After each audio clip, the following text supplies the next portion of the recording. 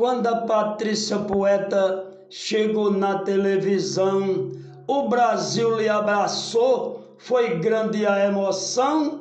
E hoje Patrícia Poeta é a flor mais bonita do sertão.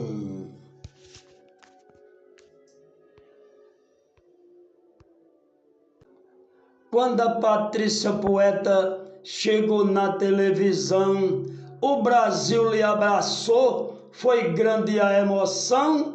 E hoje Patrícia Poeta é a flor mais bonita do sertão.